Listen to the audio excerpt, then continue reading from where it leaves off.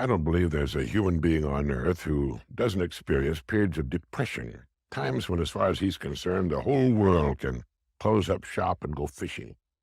The experts say these periods of feeling low, unhappy, and depressed are a normal part of living, provided we don't go too low when we're depressed or too high at the happy end of the cycle.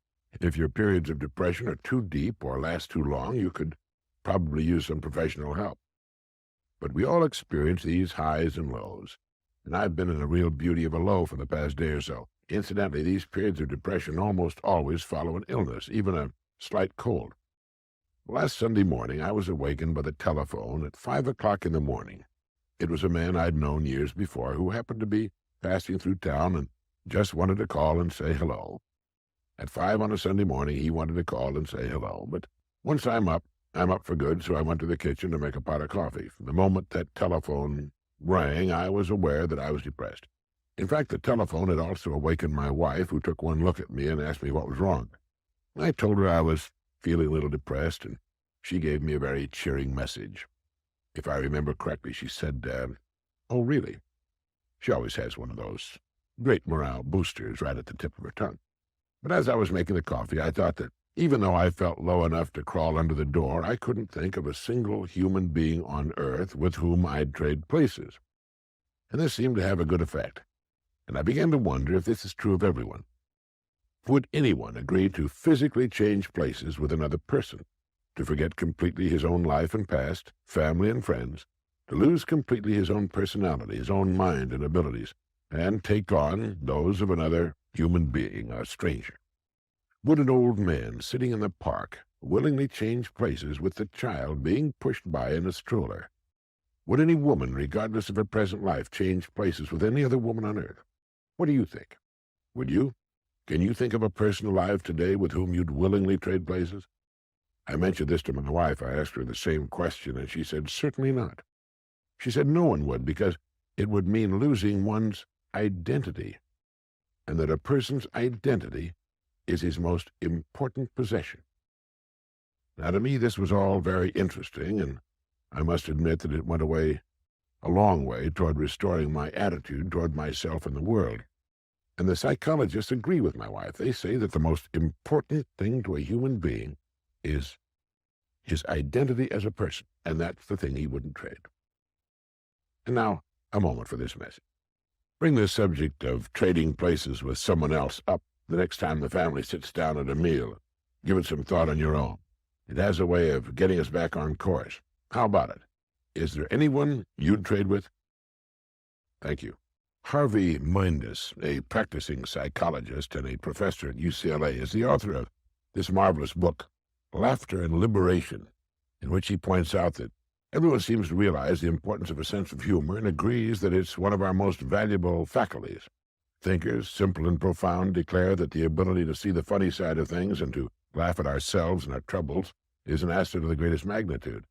It can help us contend with adversity, derive greater joy from living, and maintain our sanity. Yet no one seems to know how to cultivate it. The kind of humor that deserves to be called therapeutic is not the kind that enjoys jokes and comic routines, for delightful as they may be, they're contrived and superficial, bearing about the same relation to therapeutic humor as pretty pictures do to art. The kind of sense of humor that can help us maintain our sanity moves beyond jokes, beyond wit, beyond laughter itself.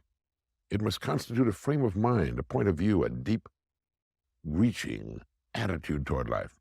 A cluster of qualities characterizes this peculiar frame of mind: flexibility, in this case, a person's willingness to examine every side of every issue and every side of every side; spontaneity, his ability to leap from one mood or mode of thought to another; unconventionality, his freedom from the values of his time, his place, and his profession; shrewdness, his refusal to believe that anyone, least of all himself, is what he seems to be; playfulness, his grasp of life as a game, a tragicomic game that nobody wins, but that does not have to be one to be enjoyed; and humility, that elusive quality exemplified by the rabbi in this traditional story.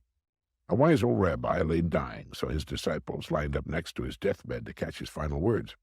They arranged themselves in order from the most brilliant pupil to the most obtuse. The brilliant one bent over the prostrate form and whispered, "Rabbi, what are your final words?"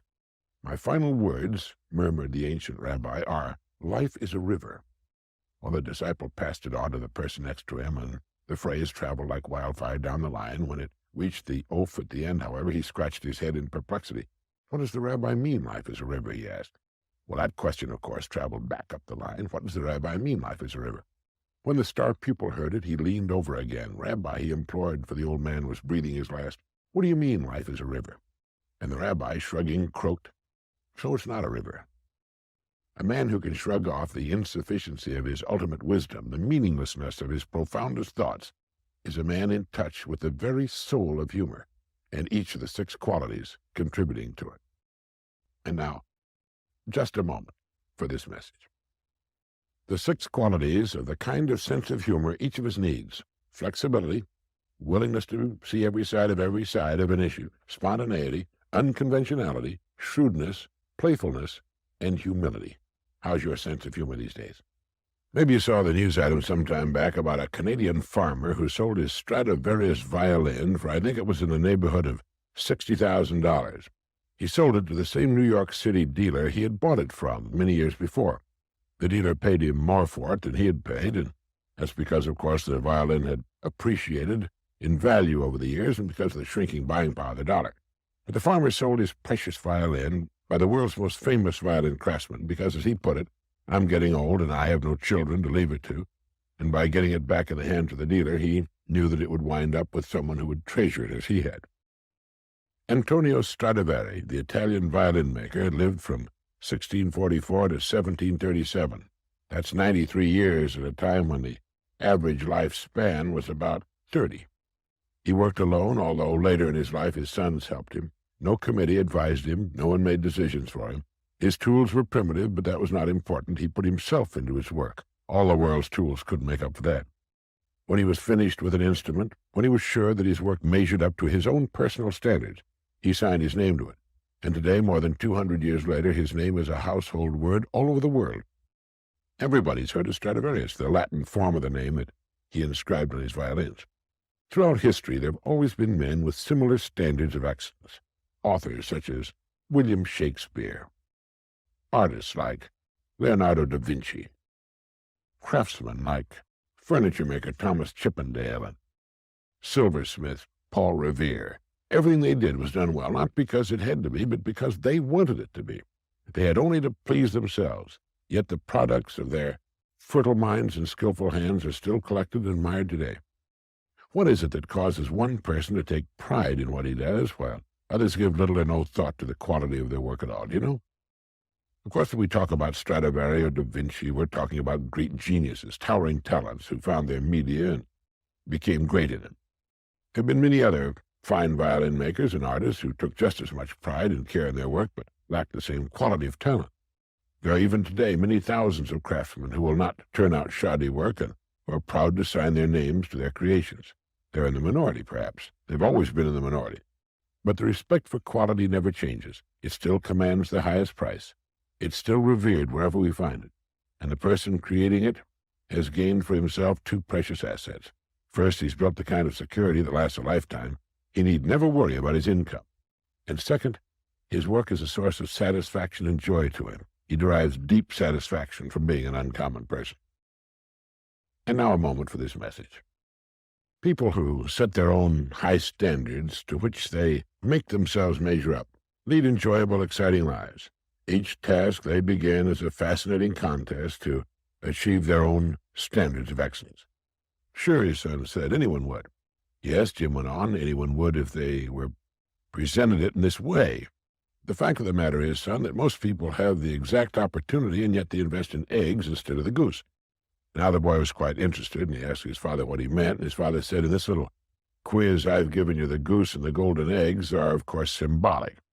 The golden eggs people invest in are represented by their homes, cars, television sets, furniture, refrigerators, stoves, boats, vacations, all the good things they can buy. All the good things everyone wants to have and should have. Well, what's wrong with that, the boy asked. Well, there's nothing wrong with that, Jimmy. It's just that most of them invest in golden eggs exclusively and don't invest enough in the goose that provides all these golden eggs. You see, the goose that lays the golden eggs is the breadwinner. The more money invested in him, the more golden eggs he can provide. Take you, for example, Jimmy, he said. You're 16, and like most boys your age, you don't know what you want to do with your life yet. You're confused. You haven't really been giving your best to your schoolwork because you're not sure you'll need a lot of the subjects you're studying after you get out of school. And not knowing what to do after you're an adult, you don't know what you'd want to major in at college. What I want you to understand is that as long as you're getting an education, we're both investing in this goose. The more we invest here, the more golden eggs you'll be able to provide for yourself and your family someday. And if you're really smart, you'll never stop investing in the goose. I've got some advice here for you today on how to become hated, how you can stir up resentments and ill will that will simmer and hang on for years. All you have to do is criticize. No matter what a person has done or how he lives his life, he doesn't want nor does he feel he needs criticism. This is why a criminal can fly into a rage against witnesses, prosecuting attorneys, and judges. Although he may have committed the most serious crime and knows full well that he's committed it, he deeply resents those who, by their actions, are critical of him. The unfaithful husband or wife will, as often as not, fly into wounded self-pitying rage when confronted with evidence of his or her infidelity. Now, I'm not saying that people should not be criticized for criminal or moral misconduct, but I am saying that criticism makes a person try to justify himself. It wounds his precious pride, hurts his sense of importance, and thoroughly abuses and arouses his resentment against the person or persons doing the criticizing. When we criticize another person, we set ourselves above him. We become the figure of authority and place the other person in an inferior position. He automatically, he doesn't like us. We put the other person on the defensive, and even if he doesn't say anything and accepts the criticism meekly, it rankles. When the husband at the bridge table says to his wife, "Well, my dear, you bid that hand like a certified moron," she might not say anything. She might not say anything at the moment, that is, but she'll secretly pray for a miracle that will deliver a sawed-off shotgun into her hands. The other players squirm in embarrassment, and what does it accomplish? As Junius wrote, it behooves the minor critic who hunts for blemishes to be a little distrustful of his own sagacity. The best rule to use when criticism springs to your mind is to wait. Wait a while, and try to look for the reasons behind the act you would criticize. It's also a good time to ask oneself, who am I to be criticizing others? Am I really all that great and pure and all-knowing and perfect? By all means, wait until the heat of anger is dissipated. This is one of the world's most difficult things to do, and it takes a very mature person to master the wisdom and self-control to withhold criticism. But it's the way to greatness, and one of the best-known ways to earn the respect and or love of others. People know when they've done something wrong or foolish, and they usually know that you know it too. And when you refrain from being critical, they're grateful. They respect you. Often as not, they'll be much tougher on themselves and make a concerted effort to avoid making the same mistake again. It's been said that the legitimate aim of criticism is to direct attention to the excellent. The bad will dig its own grave, and the imperfect may safely be left to that final neglect from which no amount of present undeserved popularity can rescue it. It's a good line to remember. And now, just a moment for this message. As old Epictetus put it, do not give sentence in another's tribunal until you have been yourself judged in the tribunal of justice. The key to overcoming the urge to criticize others is to wait. Wait a minute, or an hour, or a day, or forever. It's as though the American people have won themselves another first. It's believed that the United States is now the blubber capital of the world. Someone has said that if, through some magic, all the excess weight of all our citizens were removed from their bodies and piled in one place, it would reveal itself as a great glistening, quaking mountain about the size of San Gorgonio Mountain, which rises 11,485 feet above the Mojave Desert in Southern California. This mountain of avoirdupois would represent the millions of tons of food that we've put away beyond what we need for good health and good-looking figures. I spent a long weekend at a resort hotel near Miami, Florida not long ago, and sitting at the pool, I looked around and marveled. It looked for all the world like the sea lion house at an oceanarium. It's amazing that human skin can stretch that far. There are, of course, two great contributors to this sad condition. One, our high standard of living and our abundance of good food, and two, mechanization. We don't walk anymore, we drive. Even kids don't walk much anymore, and adults are getting to the point where their legs are threatened with extinction. Weak, flabby, almost vestigial things, barely able to totter short distances under the abnormal weight pressing down upon them from above. Just as the man's life is automated, so is the woman's. Much of her work is being done by pressing buttons or flicking switches. She doesn't mix cake batter by hand or beat rugs or use a washboard or a broom or wring out and hang up clothes to dry, and all of this is good and can add years to her life and keep her looking much younger and healthier if she doesn't kill herself years too soon or destroy her appearance by becoming too fat. A woman who is 10 pounds overweight is doing to herself exactly what a woman of normal weight would be doing if she got out of bed each morning and then picked up 2 5-pound buckets of sand and then carried them with her every step she took until she fell exhausted into bed again at night. And the strain on her heart, on her poor feet and legs and muscles and tissues is the same too. And 10 pounds leads to 12, and then 15, and before you know it, it's 50 if you don't do something about it. And anybody, man, woman, or child, can lose weight any time he wants to. All a person needs to do is to quit eating more food than the body needs for fuel. Walk more. Do more things calculated to burn up some of that stored blubber. But above all, stop eating so much. And please, don't ever pull that tired old line that goes, I gain weight and I don't eat a thing. There's still only one major cause of overweight, and that's eating more fuel than our bodies burn. And now, just a moment for this message. Becoming overweight is not a normal part of the aging process, and it makes no difference if all your ancestors were fat, and all it does is make you age faster and die younger. So don't do it. Thank you.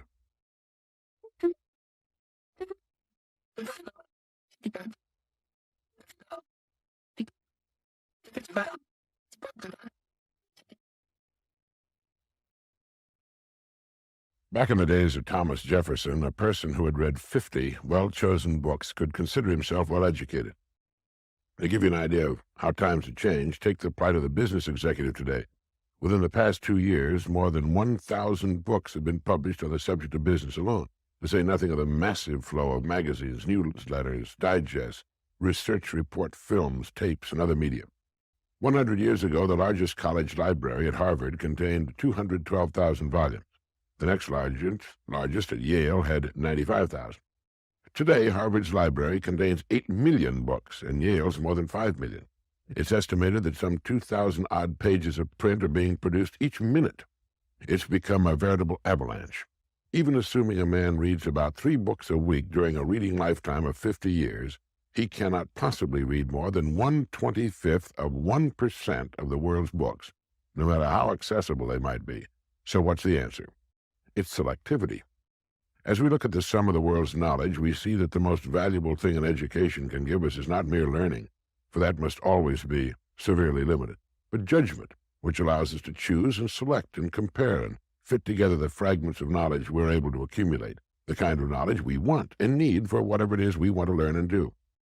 Part of the solution lies in improved storage and retrieval systems, computerized catalogs, microfilms, electronic indices. The living room or den archive will become commonplace, but the problem of time remains. Even if you had all the books in your living room, reading then would still be impossible. So no matter what system comes along, it's still a matter of selection. It's still a matter of finding what you're interested in and then getting the best books and other material available for your subject. This also demands a kind of ruthlessness the average person finds hard to muster, if he understands the problem at all. He must force himself not to read any part of the mountain of material that does not contribute to his real interest, and that's tough. And now, a moment for this message. I don't mean that we should no longer read for pure enjoyment, far from it. But since we can read only the barest fraction of the material available, we need to learn to be highly selective if we're interested at all in keeping abreast of the time. Thank you. It's been said that every man is the son of his own works. One of my favorite poets is Edgar Allan Poe, and his own life was as bizarre as his tales. His own life story is the story of an author of fantastic imagination, a brilliant editor and critic, a poet tender and cruel, an alcoholic gambler, and debt-ridden neurotic. Poe's parents were strolling players, both of whom died before he was 2 years old, leaving 3 penniless children, William, Rosalie, and Edgar. William became insane, and Rosalie died young. Far more fortunate, Edgar was adopted by a wealthy merchant, John Allen, from whom he took his second name. Heir to a fortune, he was brought up in opulent tradition, and at the age of 17 was sent to the University of Virginia. It was there that Poe came into his tragic self. He drank and gambled himself hopelessly into debt. He was withdrawn from school, disowned by his foster parents, and because he now was no longer heir to the Allen fortune, his fiancée's parents persuaded their daughter, Elmira, to marry a more affluent man. After a 2-year enlistment in the Army, Poe moved to Baltimore to live with Aunt Maria Clem and her daughter, Virginia. There he somehow wrangled enough money to pay a Boston printer to publish some of his poems, at the same time maneuvered himself into an appointment at West Point. The publishing of his poems was a literary and financial flop, the appointment a disaster. After 1 year, he was dismissed from the Academy for gross neglect of duty and disobedience. Poe's marriage to his cousin Virginia was equally a disaster. To begin with, he was 26 and an alcoholic, while she was a pale and sickly child of 13. The poor girl, though she witnessed some of her husband's finest hours, fell victim to most of his worst. His reckless living and squandering brought her mostly poverty and suffering for 8 years, and finally death, due, it was said, to malnutrition. The bright spots of Poe's life were his days as a magazine editor, contributor, and critic. As editor and critic for the Southern Literary Messenger, he brilliantly tore apart many of his contemporaries and their insipid works. His own crowning work, The Fall of the House of Usher, was published.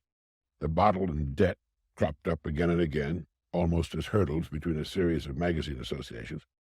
The highlight of this period was the publication and enthusiastic reception of his great poem, The Raven. Poe became a social lion, but financially he received only about $10 for the work.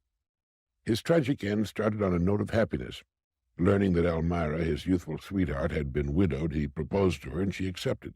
Happily en route to Richmond for the wedding, he stopped off at Baltimore and just disappeared. And now, a moment for this. Nobody knows what happened to Poe in Baltimore. He simply disappeared and was found a few days later in a pitiful drugged condition. It was all over. He died of a violent brain fever, and John Donne, the great English poet and clergyman who lived at the turn of the 17th century, wrote, "Our creatures are our thoughts, creatures that have born giants. My thoughts reach all, comprehend all. Inexplicable mystery. I, their creator, am in a close prison, in a sick bed, anywhere.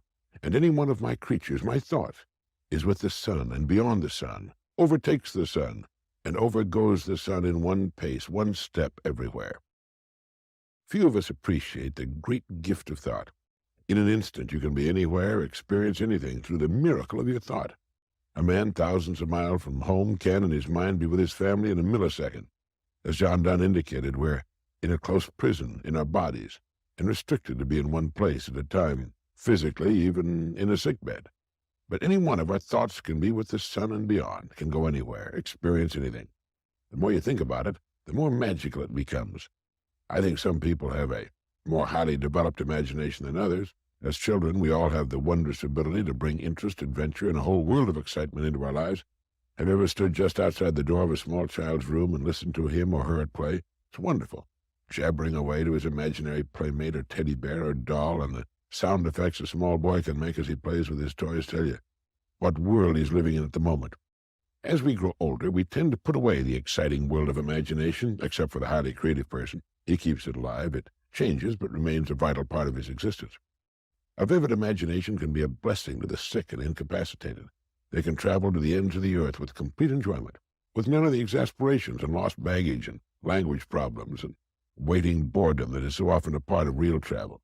People can be enjoyed without argument or disappointment. It's reported that disadvantaged children often live so much in their imaginations that as they grow older they fail to take advantage of opportunities which exist in the real world. They wake up in so bleak and forbidding an environment that they immediately escape into the world of fantasy and remain there during all of their waking hours.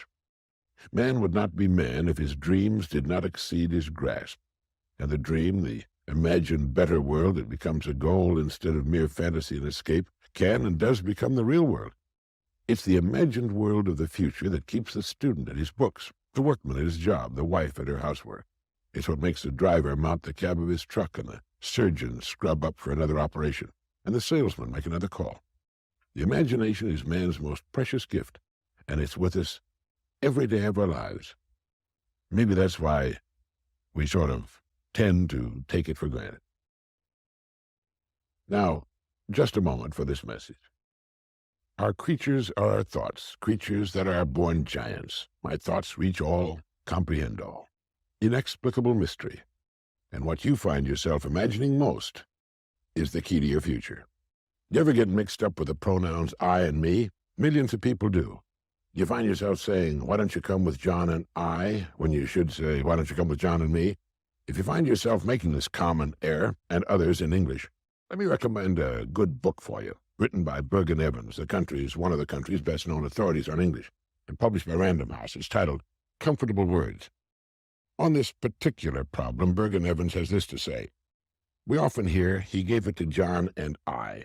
The grossness of the error is made clear if the recipients are put into separate sentences. He gave it to I would surely grate on any ear. The construction, which is common among the half-educated but is never heard among the educated or the uneducated, seems to have had its origin in a fear of the word me in combination with another pronoun. Possibly those who use the gave it to John and I construction had been furiously rebuked or savagely derided in their childhood for saying John and me did this or that. Someone shouted John and I at them or made them stay after school and write John and I on the blackboard 200 times, and John and I it thereupon became in all circumstances. Certainly many middle-class Americans seem afraid of the word me.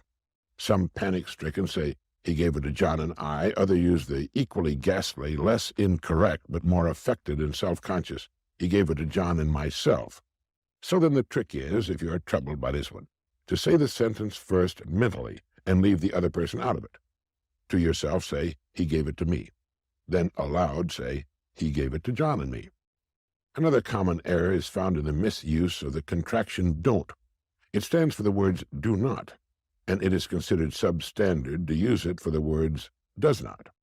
If you mean does not, say doesn't, as in the sentence, it doesn't make any difference. You wouldn't say it do not make any difference. And did you ever wonder why the word Mayday is used as the international distress call? It comes from two French words, Mayday, meaning help me. Another word frequently misused is livid. Livid and vivid are almost exact opposites. Yet they are frequently confused. Livid is a particularly gruesome shade of blue, a leaden gray tinged with blue. It's the color of corpses and bruises. Etymologically, it's related to lavender, and synonyms are pale, wan, ashen. Vivid means vigorous, intense, brilliant, bright-colored. It comes from the Latin word meaning to live, and it's related to vivacious, and its synonyms are clear, lucid, bright. If you like the English language, get the book Comfortable Words by Bergen Evans. Make sure the kids read it, too. It could do a lot for their grades in school. And now, a moment for this message. To be able to effectively communicate with others is a priceless asset, and it's one any person can acquire. Do you know that goodbye is a slurred contraction of God be with you? Once upon a time, there was a man who felt he had reached the end of his rope. It seemed that all the interest had suddenly vanished from his life. His creative wells had seemingly dried up. He still had his work, but it suddenly seemed meaningless to him. Even his family and his home receded darkly in his mind. And finally, nearing the point of desperation, he went to see his old friend, the family doctor. The doctor listened to his story, saw the depths of his depression, and then asked him, when you were a child, what did you like to do best? I like to visit the seashore. All right, the doctor said, you must do exactly as I tell you. I want you to spend all day tomorrow at the shore. Find a lonely stretch of beach and spend the entire day there from 9 in the morning until 6 in the evening. Take nothing to read and do nothing calculated to distract you in any way. I'm going to give you 4 prescriptions in order. Take the first at 9, the second at 12 noon, the third at 3 o'clock, and the last at 6. Don't look at them now. Wait until you arrive at the shore tomorrow morning. Well, the man promised he'd take the doctor's advice, and the next morning, a little before 9, he parked his car on a lonely stretch of beach. There was a strong wind blowing in from the sea, and the surf was high and pounding. He walked to a sand dune near the seething surf and sat down. He took out prescription number 1, opened it, and read it. It said, listen.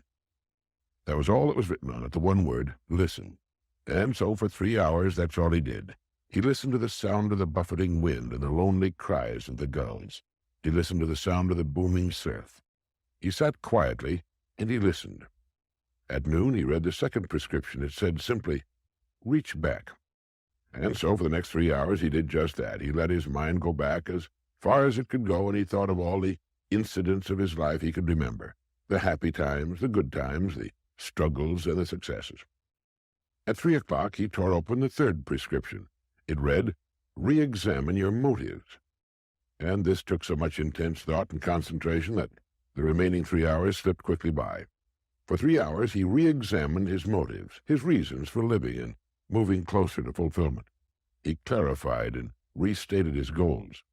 And at 6 o'clock, under a gray, darkening sky and with a taste of salt spray on the wind, he read the fourth and final prescription. It read, "Write your worries in the sand." There had been one thing that had been worrying him particularly, so he walked to the hard sand and with a stick wrote this worry in the sand and stood looking at it for a moment. Then as he walked toward where his car was parked, he looked back and saw that the incoming tide had already erased his worry. He then got in his car and drove homeward. And now, a moment for this message. My old friend Norman Vincent Peale told me that story many years ago about the man, the seashore, and the 4 prescriptions. Listen, reach back, re-examine your motives, and then write your worries in the sand. Money. It's great stuff. But does it make you happy?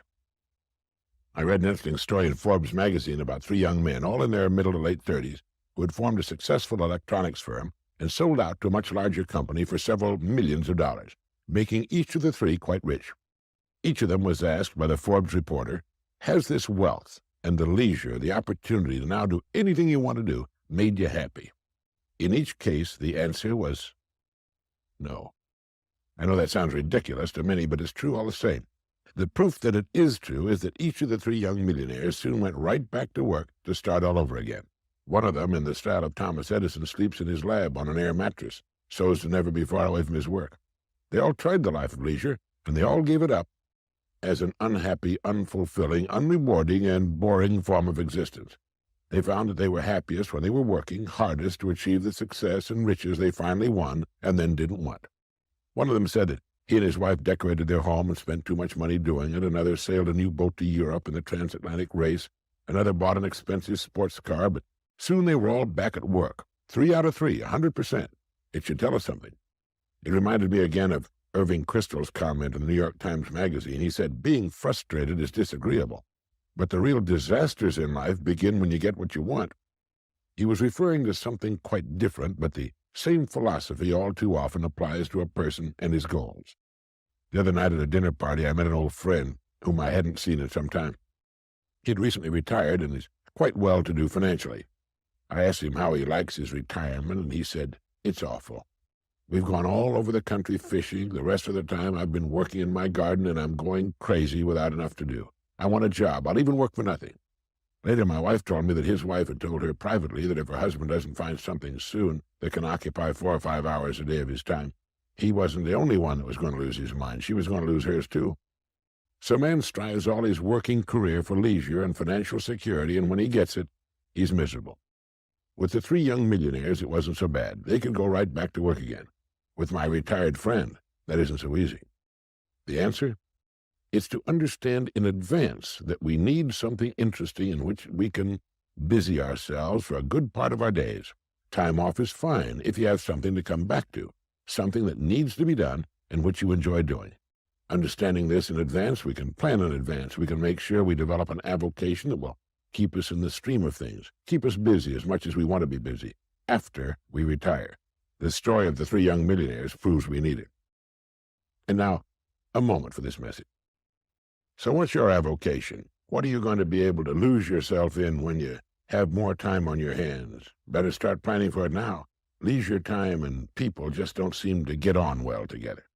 Thank you. Did you know that a famous agnostic inspired the writing of one of the most famous biblical novels of all time? One evening in September 1870, 2 men riding a train across Indiana struck up a conversation. Soon they began arguing about the inspiration of the Bible and the message of Jesus Christ. Robert G. Ingersoll, internationally famous as a challenger of Scripture's message, was trying to convince General Lewis Wallace that he didn't know what he was talking about. General Wallace, better known as Lou, the Indiana-born officer, fought through the whole of the Civil War. He participated in many lesser engagements and then took part in the bloody Battle of Shiloh. Later, he prepared the defenses for Cincinnati and was made commander of the 8th Army Corps. After hostilities ceased, he resumed his legal practice, but the lawyer and veteran of many battles was unable to cope with the brilliant Robert G. Ingersoll. He felt frustrated and defeated when he parted company with the noted agnostic, having failed to make any dent in the network of arguments with which Ingersoll defended himself from the challenge of faith. As a result, Lew Wallace went home determined to write a novel that would serve as a powerful argument for the divinity of Christ. Finished while he was serving as governor of the territory of New Mexico, it was entitled Ben-Hur, A Tale of the Christ, one of the most popular books of this century. It presents the message of the New Testament within a framework of vigorous action that involves believable characters. Ingersoll didn't live to realize it, but the story his argument inspired became widely read even in regions of the United States where all novels had previously been frowned upon as immoral. The book spread all over the world. It was translated into dozens of languages. And when Lew Wallace saw the set for the Broadway version of his book in 1900, he exclaimed, "My God, did I set all this in motion?" The chariot race, which was famous on the stage, was also the high point of the 2 motion pictures made from the book, one in 1927 and another in 1959. The latest one cost $15 million to produce and cleaned up at the box office. Within 8 years of the time it was published, Ben-Hur sold over 500,000 copies, unheard of in those days. It later sold 5 million copies, and is still available in a number of editions. But it wasn't just a case of a general hitting it lucky with his first book. Lew Wallace had always written. He began his first book, The Fair God, A Tale of Cortez and the Conquest of Mexico, and he was just 18 years of age. Later, as ambassador to Turkey, he wrote his last book, The Prince of India, at the age of 66. Well, it's quite a story. Not just Ben-Hur, but the way it happened to be written, and what happened to it afterwards, all because of a heated argument on a train. Now a moment for this message. Yes, the story Ben-Hur became one of the world's all-time bestsellers, but it doesn't hold a candle to the old book itself, from which it got its story. The Bible is still the #1 bestseller of all time. The truth is that it's happened to thousands of people in thousands of different situations. The man who made the story famous, in this country at least, was Dr. Russell Herman Conwell, who lived from 1843 to 1925, and who, by telling the story from one end of the world to the other, raised $6 million, with which he founded Temple University in Philadelphia, and thus fulfilled his dream of building a university for poor but deserving young men. Dr. Conwell told the story Acres of Diamonds more than 6,000 times and attracted great audiences wherever he appeared. I'm sure you're as familiar with the story as I am, but it isn't the story that's so important in itself, and you're probably wondering if I'll ever get around to telling it. The important thing is that we apply the principle of the story to our own lives. The story is about a farmer who lived in Africa at the time diamonds were discovered there. When a visitor to his farm told him of the millions being made by men who were discovering diamond mines, he promptly sold his farm and left to search for diamonds himself. He wandered all over the continent, found no diamonds, and, as the story has it, finally penniless, in poor health, and despondent, threw himself into a river and drowned. Well, long before this, the man who had bought his farm found a large, unusual-looking stone in the creek bed which ran through the farm and put it on his mantel as a curio. Enter here the same visitor who had told the original farmer about the diamond discoveries. He examined the stone and told the new owner that he had discovered one of the largest diamonds ever found, and that it was worth a king's ransom. To his surprise, the farmer told him the entire farm was covered with stones of that kind.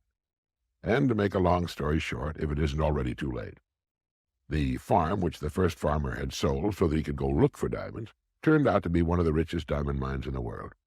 The point Dr. Conwell made was that the first farmer had owned acres of diamonds, but had made the mistake of not examining what he had before he ran off to something he hoped would prove to be better.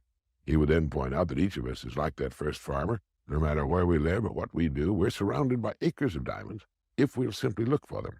Like the curious-appearing stones which covered the farm, they might not appear to be diamonds at first glance, but a little study, a deeper examination, and some polishing will usually reveal our opportunities and perhaps uncover our own hidden talents and abilities and genius for what they really are. We just haven't been looking for them. And now, in just a moment, I'll be back. Acres of Diamonds. It's a good story to tell the youngsters over the dinner table. It's the kind of story we all need to remember from time to time and look for our own. Thank you. Let me give you a little-known fact today that will increase your effectiveness in anything you do. It applies to doing a job, making more money, playing golf, cooking, raising children, teaching, anything at all. And while this has long been known by the most successful people of the world, it seems to have escaped the great majority. Whatever it is that you would like to do better, act as though you're a top-flight expert at it. And if you continue to play this part long enough, you will become an expert. When Arnold Palmer was 10 years old and on his way to becoming the world's greatest golfer of his time, he used to pretend that he was playing in national tournaments. He would even pretend to be the sports commentator announcing that the champion, Arnold Palmer, was now getting ready to tee off. You can take a great many strokes off your golf game simply by pretending you're playing in a great tournament, and that every time you swing or putt, you're surrounded by a large gallery and the television cameras. You'll find that you take more time, line up your shots better, and swing more like the pros and less like the duffers. If you can get a mental image of the person you would most like to become, begin now to act as that person would act in everything you do. Gradually, imperceptibly, you will actually become that person. It goes back to what the great German poet and philosopher Goethe once said. Before you can do something, you must first be something. Before you can do what you would most like to do, you must first become the person who can do it. A woman cooking dinner has only to act like a great chef to turn out a better meal. The student who begins to act like a top student will begin to get better grades. You can even look much better by simply acting like the person you would most like to look like and be like. The secret is to get and hold fast in your mind the mental image of the person you would most like to be. Then, in every situation, you act and talk as you feel that person would. You make the kind of decisions you think that person would. This is the way to constantly grow into a better, more effective person. You immediately begin to act with more confidence, and confidence is the first step to accomplish. As your accomplishments begin to grow, which they most certainly will, real confidence slowly takes the place of the part you've been playing. Now, your life will not be transformed overnight. There will be no sudden miracles, perhaps, but steadily, day by day, you'll grow into the image you hold in your mind. If you doubt this, try it for 30 days and watch what happens. You've got nothing to lose. The time is going to pass anyway. Why not put it to work, becoming the person you most want to become? It's the trick of the experts in every field. And now, just a moment for this message. Life is much too short to live fearfully, to settle for less than the best that's in us. We can become only what we expect of ourselves. We must act the part before it can become real. There's a marriage counselor who's had a lot of success in saving marriages on the brink of dissolution by suggesting that whenever one of the partners starts an argument, the other partner should make him or her laugh. Real trouble begins when laughter goes out of a marriage, he said. One husband says, "How in the world can I get her to laugh? She hasn't laughed in 3 years. And so we asked him, what made her laugh 3 years ago? And the husband thought for a moment. He said, I think I fell on the ice in front of the house. Then you've got the answer. Whenever she starts an argument, fall down and make her laugh. Well, this made them both laugh, of course, and the doctor went on to suggest that the husband think of anything that might be silly enough to get them both laughing. Stick celery in your ears, anything, he said. I remember many years ago we were rehearsing a dramatic radio series in Chicago, and the rehearsal had been going very badly. The script wasn't the best. A couple of the actors and actresses weren't happy with their parts. The director was getting edgy, and just as we were about to moodily try to do the dress rehearsal, since time was slipping away from us, one of the actors went out of the studio for a moment and returned suddenly with loud moans, staggering crazily, his eyes crossed, and with the ends of a pencil protruding from his ears. He had broken a long yellow pencil in half, and had stuck the broken ends into his ears. From one ear, the end with the eraser stuck out, and from the other, the pointed end. Grisly as the sight was, it really made us start to laugh. It threw us, including the director, the engineers, the sound effects people, and the musicians, into fits of uncontrolled laughter until we were helpless with tears running down our face. From that point on, we were all right, and the show was one of the best we did that year. Laughter is wonderfully therapeutic. If your kids get into an argument, Give them each a cloth or paper towel and put them on opposite sides of the same window with instructions to clean it. No matter how angry they may have been, just looking through the glass at each other, cleaning the window, will soon have them howling with laughter, the argument forgotten. There was a doctor who made it a practice to look for pictures in magazines and newspapers of people laughing hard. He cut them out and pasted them in a scrapbook. And when the book was full, he took it to the hospital and let the nurses pass it around the wards. You can't look at other people laughing without laughing yourself. And the effect on the patients and nurses was wonderful. Perhaps this is why good comedians are among the highest paid of the world's performers. People need to laugh. You can't feel worried or depressed when you're convulsed with laughter. It seems to have a beneficial effect on the human mind and body. We're the only creatures on earth who can laugh, and the only ones with enough problems to need to laugh regularly. And now, just a moment for this message. I remember reading about a husband who, when he had a nerve-wracking day at the office, would come home with his hat on backwards. If his wife had had a bad day, she'd wear her apron backwards. In either case, it would start them laughing and clear the air. Thank you. In a large Western company, the vice president in charge of sales retired. Everybody in the sales force assumed this juicy vacancy, and the vice presidency would go to the senior salesman. Let's call him Tom, who had been with the firm 25 years, and the one man most certain that the job would go to Tom was Tom himself. In fact, he'd been counting on that job for 5 years, since he had first realized his boss was planning on retiring. And for the past 2 years, Tom had been thinking about it. He'd told his wife and children, their friends and neighbors, and his friends in the sales force. The job meant a substantial raise in pay, and Tom and his wife had been planning things they could do with the extra income.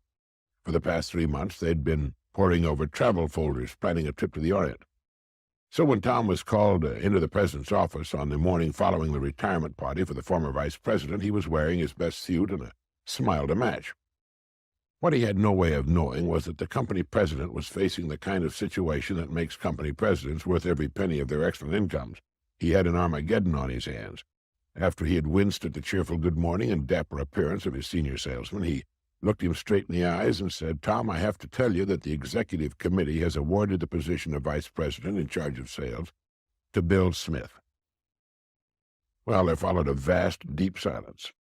They could have been in a diving bell at the bottom of the Marianas Trench. After 2 or 3 hoarse, croaking starts, Tom finally managed to protest. "But Bill has been with the company 5 years. I've been here 25. Well, enough of that. Facing the other men of the sales force and going home to face the family was an Armageddon or two for Tom. But it finally dawned on him in the weeks and months that followed that he had confused seniority with accomplishment. Tom didn't really have 25 years' experience with the company. He had 1 year's experience repeated 25 times. Bill Smith, in just 5 years, had far outdistanced Tom in growth, knowledge, and sales. While Tom was putting time in, Bill was putting in everything he had. And now, a young man, but with his head crammed with detailed information on every phase of the company's operation, with great plans for the future, with 5 years of outstanding sales behind him, Bill Smith found himself vice president in charge of sales. The executive committee had made a wise decision. It was interested in the growth of the company, not Tom's planned trip to the Orient. Sad story? Sad for whom? Tom could have had that job. He even had a 20-year head start. He just didn't plan for it. And now a moment for this message. As Albert Einstein discovered, time is relative. Its only value to us depends upon what we do while it's passing. Time means nothing at all to a stone or a fence post. It can mean a great deal to a human being. Thank you. Once upon a time, there evolved upon this planet an organism that was ill-suited for survival. It could not run fast enough to escape its enemies. If caught, its teeth and claws were small protection. It was too big to hide under a leaf and too weak to burrow deeply into the ground. To survive, it took refuge in caves where a fire at the entrance kept predators at bay. If the fire ran out of fuel, this creature could hurl rocks and thus drive all but the most determined enemies away. Its security was measured by the amount of firewood it could accumulate and the number of rocks it could gather and store in the cave against the terrors of the night. Now, you see, this was a very important sort of thing. All other creatures grew bigger teeth or learned to run faster. Alone among all the creatures on earth, the one we're describing turned to things for its survival. This was, in the end, to make all the difference. After a while, this creature learned to cultivate some edible plants to supplement the food it could get by gathering and hunting. Growing food was at best uncertain, and in any event depended on the seasons, which could not be controlled. So the creature began to store its surplus foods. His security against the vagaries of nature was measured by how much he could grow and how much he could store.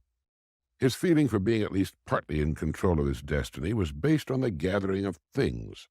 Well-being was measured quantitatively, the more the better. From the very beginning, he was motivated by fear of pain, fear of death, fear that there wouldn't be enough. In time, this creature's activities produced so much that it became more convenient to represent the accumulation of things by other things, smaller and easier to carry or to exchange. These symbols, although intrinsically of no value, assumed the same value as things, and men, or at least most men, became engaged in the acquisition and accumulation of the symbols of things. They did this even when they no longer had any need for them. The symbols were the surrogates for the rocks piled in the cave against the coming of the night. Think of this system as being reinforced over and over through hundreds of generations and thousands of years through social approval, ritualization, and acculturation. That there was something basically wrong with this way of life may be exemplified by the fact that those who refused to subscribe to the accumulation and storage of things, Christ, Mohammed, Buddha, became the founders of the world's great religions. Throughout all of this, nature was the enemy. The purpose of the life of this strange creature we've described was to conquer nature, tame the wilderness, make war on pests and vermin, control the rivers. Life was a battle against the elements. Only the fittest survived. Whole species of other life forms, plants, insects, reptiles, fish, amphibians, birds, and mammals were exterminated, most usually because they represented so-called threat against the accumulation of things. Now a moment. Man's feeling for being at least partly in control of his destiny was based on the gathering of things. Well-being was measured quantitatively, the more the better. From the very beginning, he was motivated by fear. Thank you. Someone came up with an idea not long ago that intrigues me. He said, everything we do is either goal-achieving or tension-relieving. And that's something to think about, isn't it? Everything you do is either goal-achieving or tension-relieving. You know, if a man's not too happy with his progress in the world, he should give a lot of thought to this idea. He should take a good long look at everything he does during his day, and as he approaches each act, he should ask himself, is this goal-achieving or tension-relieving?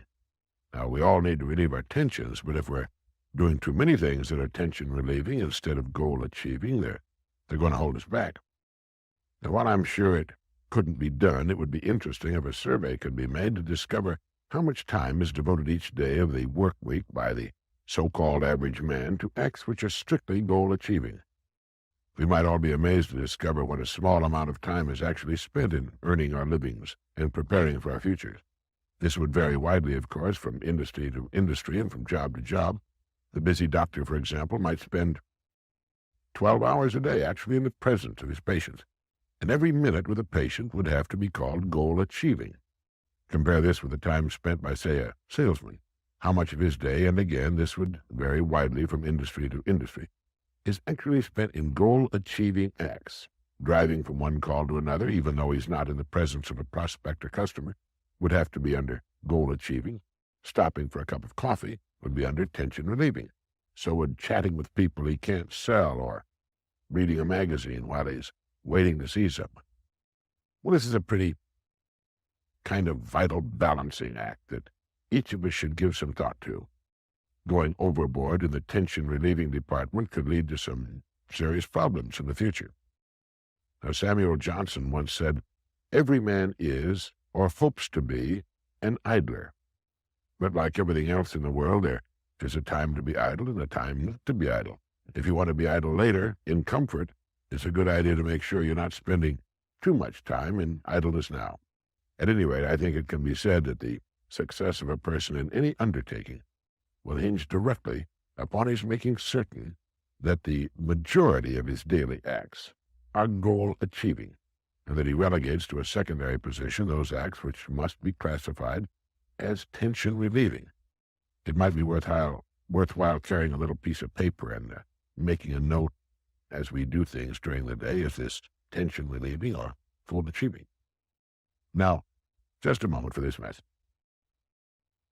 We must certainly carve out our own worlds in this life, and the shape and size of them will be determined in large part by the balance we achieve between tension relieving and goal achieving acts. Thank you.